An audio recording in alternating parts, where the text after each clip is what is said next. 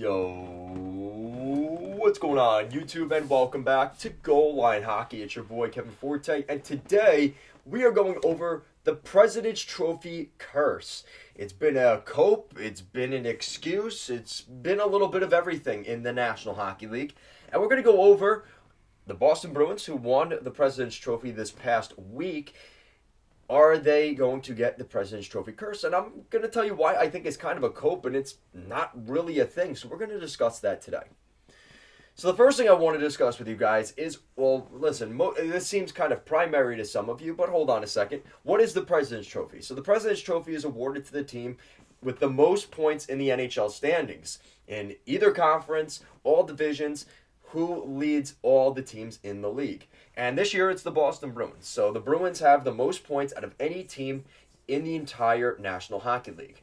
Now, there's two main points to the President's Trophy curse. So the first is, it's the mentality. I think that's the biggest thing you have to look at with the President's Trophy is, down the stretch now, right? The Bruins this past week, right? Hampus Lindholm was out. Bergeron was out. And I think somebody else was out. Some guys are all of a sudden out of the lineup just a few weeks before playoffs. And they can't do any better, right? They've won their conference. They've won the entire league. They're going to win the President's Trophy. So what do they play for these last 6 or 7 games? And what it comes down to is you need those veterans in the locker room and the coaching staff in particular to keep everybody motivated every night, no matter what. And I think you're seeing that a little bit from guys like Alex Greer, who's playing for his job to play in the playoffs, right? He wants to be on the ice in Boston for Game 1 of the first round. So when I look at the Bruins' current situation, it definitely makes sense as to that idea already coming up, right? Here comes the President's Trophy curse. Now, some of you may be saying, all right, well, this isn't a legit thing, or is it? So the first thing I want to give you is a quote from Brian Burke. The quote is, "The last time I checked, they only give out one Stanley Cup each year." And he's right. And considering there's 16 teams in the National Hockey League's Stanley Cup playoffs, well, even if you are the best team, there's still 15 other teams in that first round also trying to win a Stanley Cup. So that's the thing, right? He always says at the deadline, only one team wins the Stanley Cup. Instead of giving up all your assets for the next 15 years, invest and maybe don't do that. And if you look at an example like the Panthers last year, they went all in last year, right? They brought in Giroux, traded out Tippett, traded out Devin Levi to Buffalo for Brandon Montour. There were a couple of interesting moves last year by the Panthers, and now look, they got bounced in the second round, and they're kind of hurting right now because of that. So, you look at the last 10 President's Trophy winners. We're going all the way back to 2012. Sorry, Canucks fans, but we're going there. So, the Vancouver Canucks won the President's Trophy back in 2012, and they lost in the Stanley Cup final to Boston. And Boston, of course, ultimately won the Stanley Cup. So, that's 2012. So, they did get to the Stanley Cup final, but they came up just a little bit short. In 2013, let me just remind you, this is the only time in the last decade that the team that won the President's Trophy also won the Stanley Cup. Was 2013's Chicago Blackhawks. The Blackhawks won the Stanley Cup in 2013, and they also won the President's Trophy. That's it. Everybody else on this list who won the President's Trophy in the last decade has not also won the Stanley Cup. So keep that in mind. 2014, it was Boston. They lost in the second round against the Montreal Canadiens. The Kings were coming off of their second Stanley Cup there in that era. 2015, the Rangers won the President's Trophy, but they lost in the conference finals to Tampa. Chicago won that cup again. In 2016 and 17, the Pittsburgh Penguins won the Stanley Cup, but in both years, the Washington Capitals won the President's Trophy, and they lost in the second round to Pittsburgh in both of those years, which ultimately helped the Penguins win back-to-back Stanley Cups in 16 and 17. Then we get to 2018. Nashville won the President's Trophy in 18, but they lost in the second round to Winnipeg. And funny enough, the team that won the President's Trophy the 2 years prior, the Washington Capitals, finally won the Stanley Cup after they didn't win the President's Trophy. 2019, Tampa Bay won the President's Trophy, and We know how things went back then in 2019. They were mocked and ridiculed at the award ceremony because they got swept in the first round by the 8th seed Columbus Blue Jackets. That was the year that Bennington had a miracle run and the St. Louis Blues won the cup in 2019. Then we get to 2020 with the COVID bubble. There was no President's Trophy, quote-unquote, given out, but the Tampa Bay Lightning won the cup in 2020, which, again, in 2019, they won the President's Trophy and they got bounced in the first round. The year they don't technically win the President's Trophy, they win the Stanley Cup.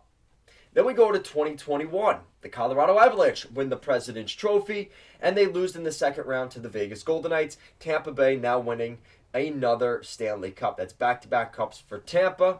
And then we get to 2022, which was last season. The Florida Panthers lost in the second round to the Tampa Bay Lightning. The Lightning ended up going all the way to the Stanley Cup final and lost to the team that won the President's Trophy the year prior in the Colorado Avalanche.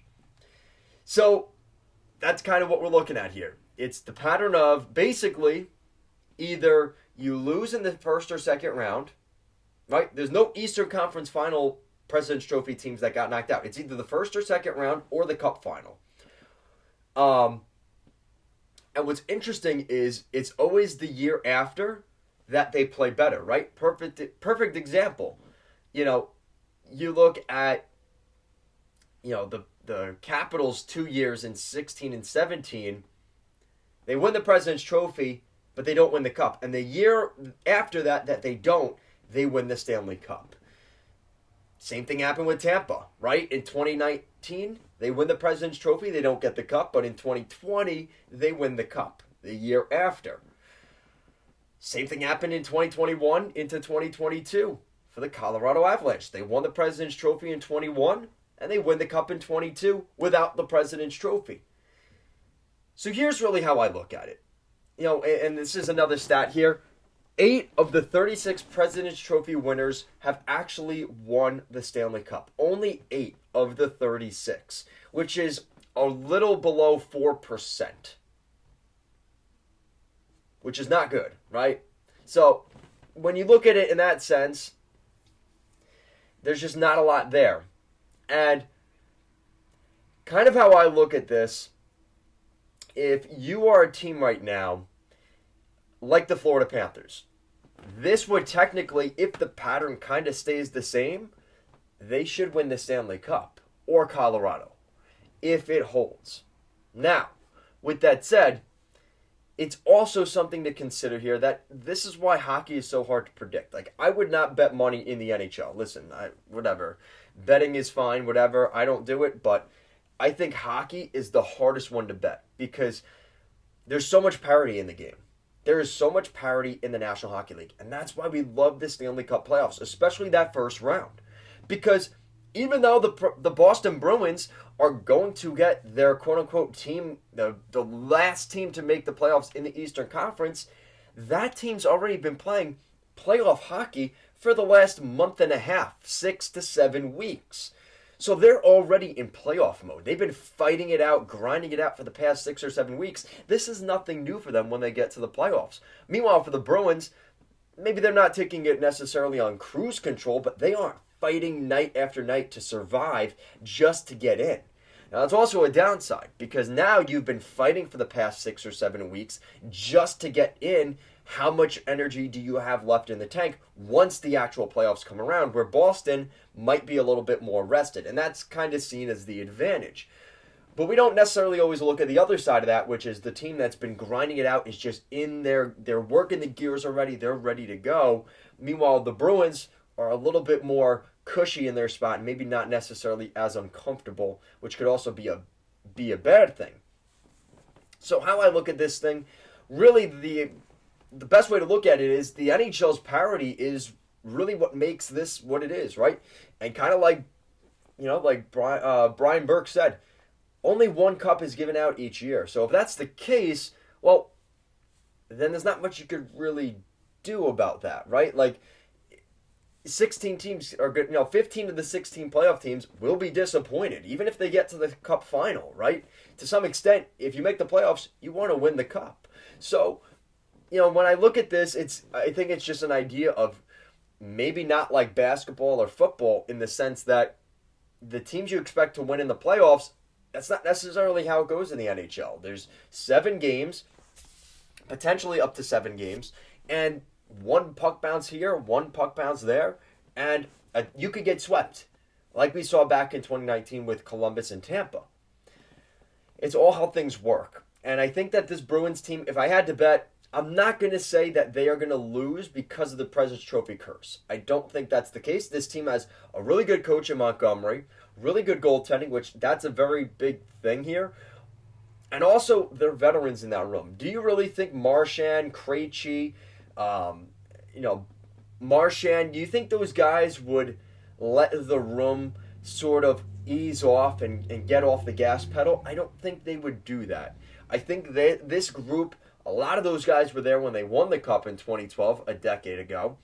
They know what it takes to win. And maybe this is just a different example of the 2019 Tampa Bay team, right? Like that Tampa Bay team they weren't ready for what they were going to get against Columbus, right?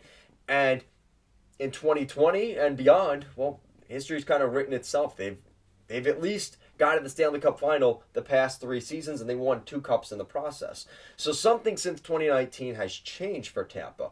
But I think the Bruins already have that established in the room. I just don't think they're the team that's going to fall, quote-unquote, to the President's Trophy curse. But I will say, chances are they won't win the Stanley Cup. They have a 1 in 16 chance of winning the Stanley Cup, despite being the best team in the NHL standings. And they're going to put up some big accomplishments. People are going to start to say, listen, they're going to sweep everybody they play in the playoffs, especially the first round. I'm not that quick to do that, and especially the matchup. If they end up playing Pittsburgh, I think it could be a fairly quick series for the Boston Bruins, in all honesty.